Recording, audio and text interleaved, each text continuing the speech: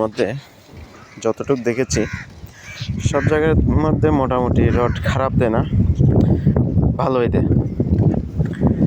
পিলারের সাইজগুলো যা হোক না কেন সেটিও মোটামুটি ভালোই থাকে। আর আমার প্রশ্ন হচ্ছে অতি দ্রুত এগুলো ঝরে যাওয়ার কারণটা কি? বিশেষ করে সরকারি ভবনের মধ্যে, আমাদের পাবলিক ভবনের মধ্যে তো এগুলো ঝরে না। যারা কন্ট্রাক্টর আছে তারা কিছু পয়সা বাঁচানোর জন্য, অতি লাভ করার জন্য এখানে সিমেন্ট কম দেয়। সিমেন্ট কম দেওয়ার কারণে এগুলো সব ঝরে পড়ে যায়। হয়তো বা এখানে নয়তো 50,000 টাকা সিমেন্ট বেশি লাগতো সম্পূর্ণ ব্রিজের মধ্যে, নয়তো বা 2 লাখ টাকা সিমেন্ট বেশি লাগতো।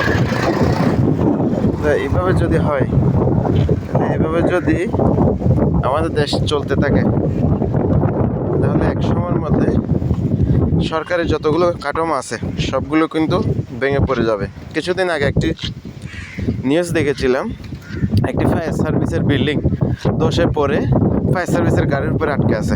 হ্যাঁ, সেটি তো মনে হয় আপনারা দেখছেন। বিষয়টি হচ্ছে এখানে আমাদের দেশের সরকারি সব কাঠামোগুলো সিমেন্ট কম দিয়ে করে দেয়।